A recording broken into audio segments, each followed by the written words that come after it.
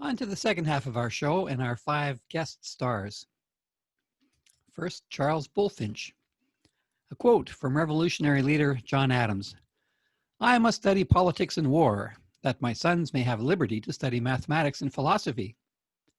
My sons ought to study mathematics and philosophy, geography, natural history, naval architecture, navigation, commerce, and agriculture, in order to give their children a right to study painting, poetry, music, architecture, statuary, tapestry, and porcelain." Well, Charles Bulfinch was a generation ahead of his time. At age 12, he watched the Battle of Bunker Hill from his home in Boston.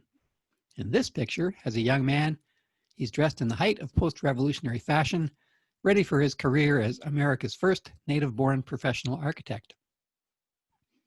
After getting an MA from Harvard, he took a grand tour of Europe, where he admired the Renaissance architecture of Andrea Palladio in Venice and the clean lines of Sir Christopher Wren's St. Paul's Cathedral.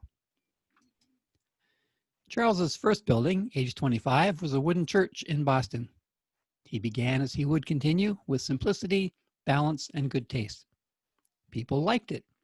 When it was replaced by a brick building in 1810, Charles's church was disassembled and floated on a raft to Braintree, just south of Boston. They hung a bell, made by Paul Revere, in the tower. In 1789, Charles built a memorial column on Beacon Hill. It was the first monument to the American Revolution.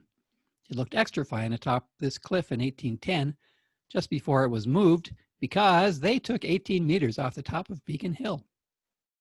They used the dirt for landfill. There's a replica beside the State House today. Charles built many private homes and several churches. On the left, a house on 211 acres beside the Charles River. On the right, his one surviving church, built as New North Church for Unitarians and sold to the Catholics when the neighborhood turned Irish. He is best remembered for his public buildings. This is the Massachusetts State House, completed 1798. It cost 5 times the budget, but it's a beauty. He also designed Boston Commons and India Wharf, expanded Faneuil Hall, and built Harvard's University Hall and the Ether Dome at Massachusetts General Hospital. He also designed a prison. He spent a month there himself in July 1811 on one of several occasions when he went broke. He got sunk by real estate crashes, not by a spendthrift lifestyle. Boston politicians rescued him and put him on salary. In 1818, President Monroe appointed him Commissioner of Public Buildings in Washington, D.C. His first job was to finish the new Capitol building, the British having burnt the old one in 1814. This is his beautiful version, finished in 1829. Here they are changing the dome during Lincoln's inauguration. And here's the final version, which I must admit is even finer. Too bad about what sometimes happens inside. Charles also designed the state houses for Connecticut and Maine.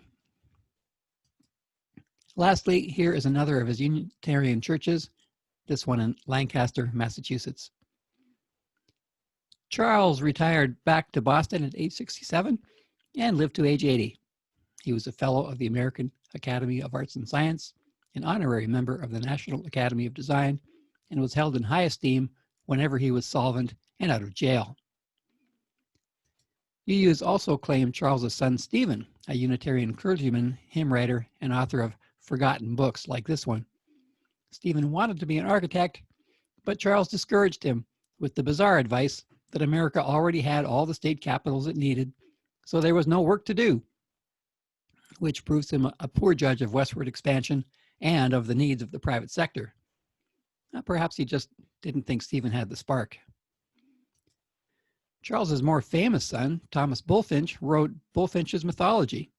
He was raised Unitarian, so by my rules, I will hold my nose and claim him, whether or not he was Unitarian as an adult. Besides, popularizing pagan myths is a very UU activity.